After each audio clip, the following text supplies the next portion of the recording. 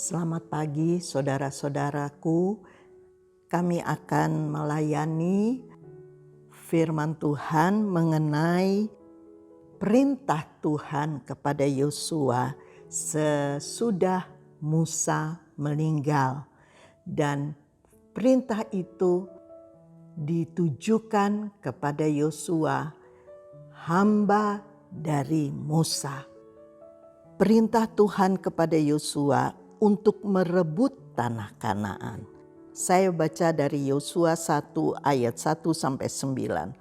Sesudah Musa meninggal, hamba Tuhan itu berfirmanlah Tuhan kepada Yosua bin Nun, abdi Musa itu demikian. Hambaku Musa telah mati, sebab itu bersiaplah sekarang menyeberangi sungai Yordan ini, engkau dan seluruh bangsa ini menuju negeri yang akan kuberikan kepadamu. Setiap tempat yang akan kau injak oleh telapak kakimu, kuberikan kepadamu. Itu janji Tuhan. Kujanjikan kepada Musa, tetapi ini perintah harus kau lakukan.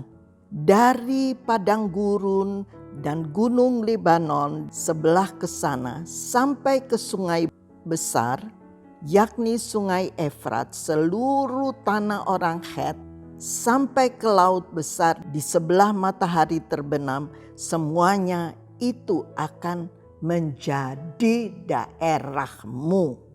Seorang pun tidak akan dapat bertahan menghadapi engkau seumur hidupku.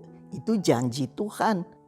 Seperti aku menyertai Musa, demikian aku akan menyertai engkau.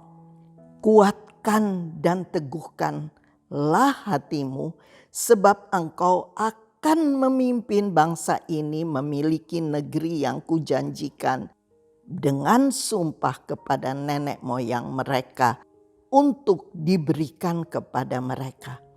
2 kali dia berkata, hanya kuatkanlah dan teguhkan hatimu dengan sungguh-sungguh, bertindaklah hati-hati sesuai dengan seluruh hukum yang telah kuperintahkan kepadamu oleh hambaku Musa. Jangan menyimpang ke kiri atau ke kanan, supaya engkau beruntung kemanapun engkau pergi. Janganlah lupa memperkatakan kitab Taurat, tetapi renungkan itu siang dan malam, supaya engkau bertindak hati-hati sesuai dengan segala yang tertulis di dalamnya.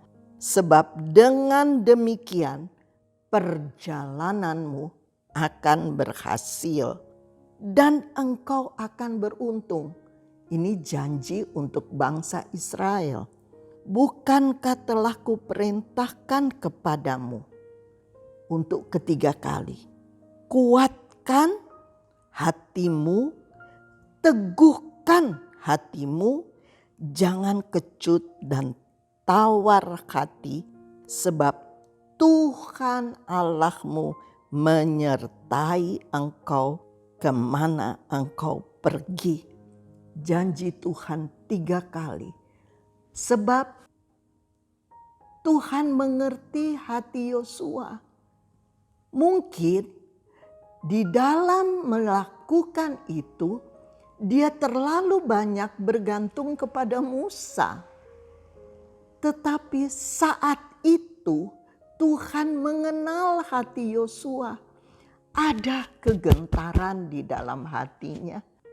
Ada ketakutan dan keraguan-raguan di dalam batinnya. Sehingga 3 kali Tuhan berkata, kuatkan dan teguhkan hatimu. Itu juga buat kami. Kami akan menyeberang ke tahun 2026.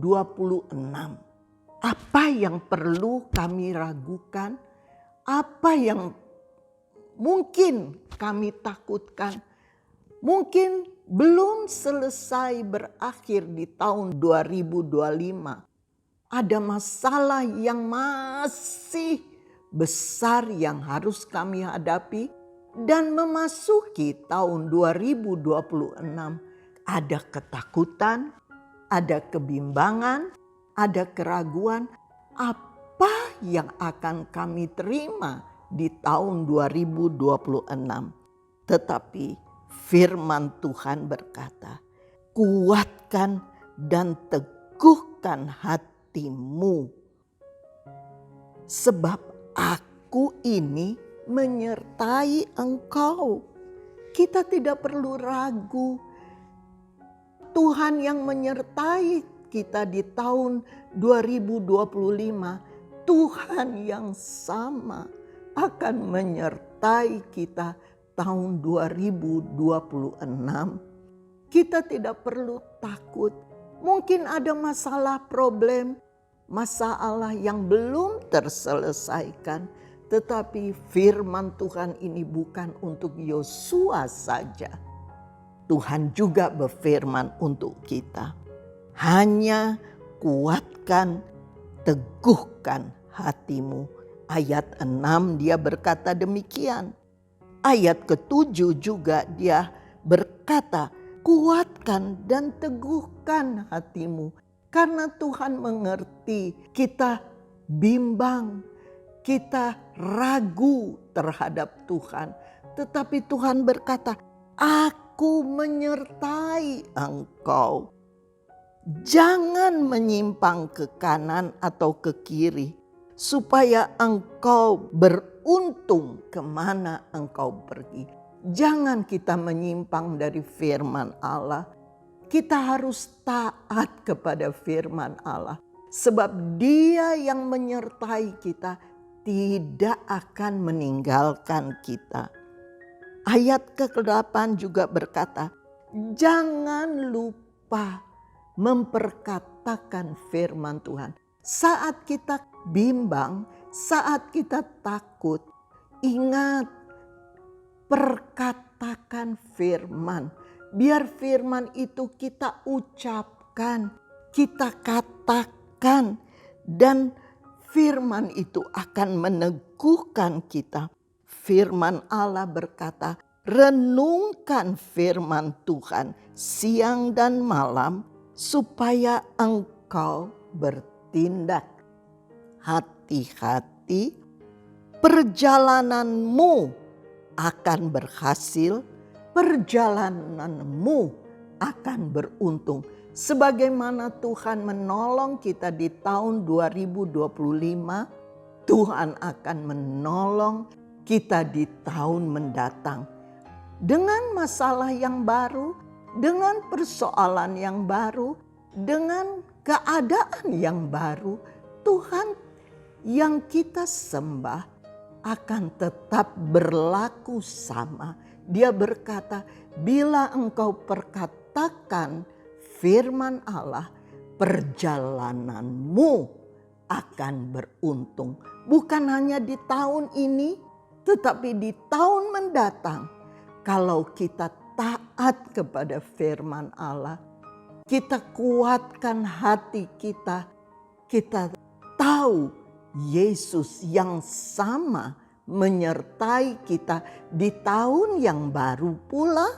Ayat ke-9 dia berkata juga, untuk ketiga kali, kuatkan dan teguhkan hatimu.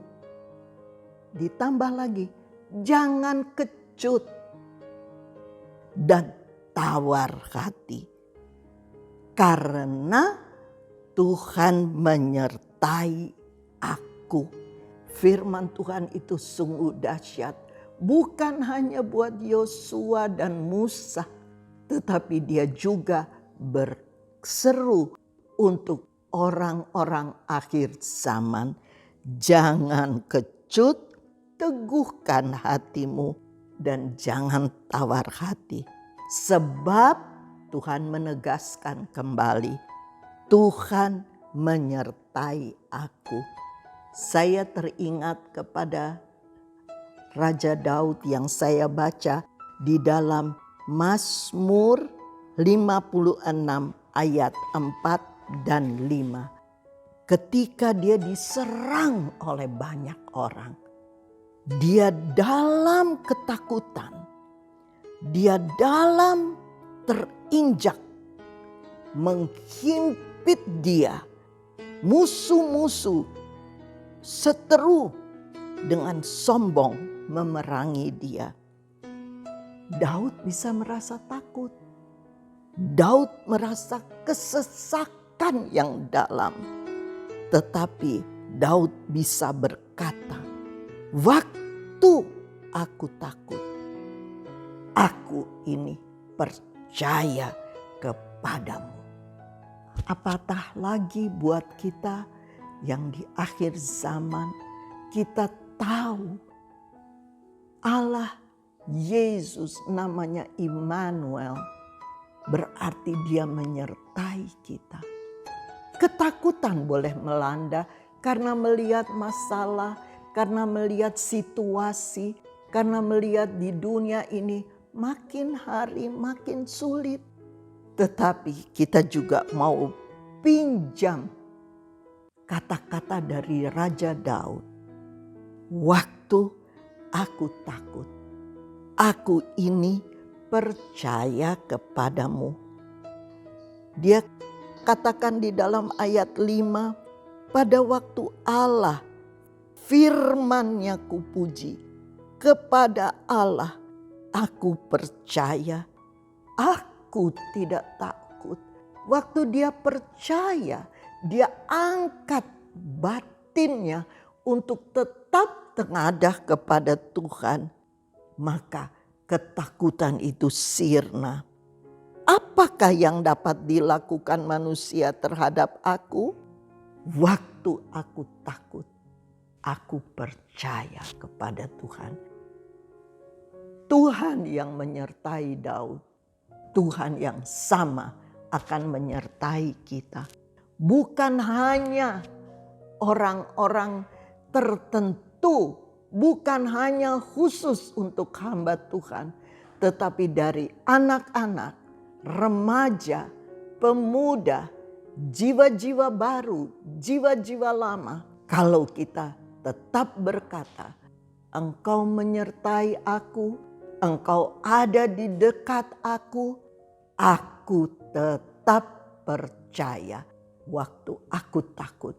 Caranya Tuhan kita gak perlu tahu bagaimana dia menolong kita, tetapi percayalah bahwa pertolongan Tuhan saat ini luar biasa.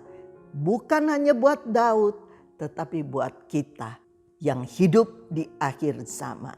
Berbeda-beda cara Tuhan menolong saudara, menolong saya, menolong Daud.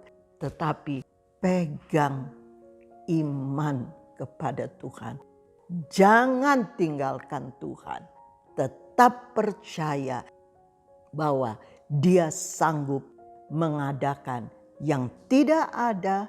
Dia sanggup memelihara hidup orang yang percaya, yang teguh beriman kepadanya. Amin. Bapa Surgawi, kami datang kepadamu. Kami tahu di saat ini banyak masalah yang kami lihat, yang kami dengar, membuat kami gentar. Tetapi kami mau pinjam kata-kata dari Daud. Firman Allah berkata, Daud gentar menghadapi musuh.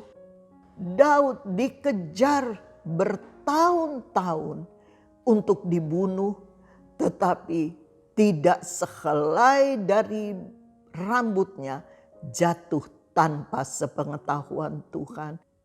Tidak engkau biarkan Raja Daud, tetapi engkau juga tidak biarkan kami hidup dalam ketakutan, hidup dalam kebimbangan, dan engkau berperang ganti kami. Engkau menyertai kami hari ini, besok, dan selama-lamanya. Engkau ada bersama kami. Engkau bela kami. Engkau sediakan apa yang kami perlukan. Engkau sediakan bukan apa yang kami minta, tetapi apa yang Engkau tahu kami butuhkan. Engkau tersedia bagi kami. Engkau melindungi setiap orang yang bersandar, yang berharap, yang melekat, yang percaya kepadamu dengan segenap hati, dan yang taat kepadamu. Terima kasih, kami punya Tuhan yang hebat, Tuhan yang luar biasa, Tuhan pembela kami. Di saat kesesakan datang, Engkau turun tangan untuk membela umat yang bersandar melekat kepadamu. Terima kasih, pelihara mulai dari anak-anak, remaja, pemuda, orang dewasa, jiwa lama, jiwa yang sudah lanjut usia. Engkau bela karena mereka mau berpaut hanya kepadamu. Terima kasih Bapa, segala puji, segala syukur kami kembalikan kepadamu.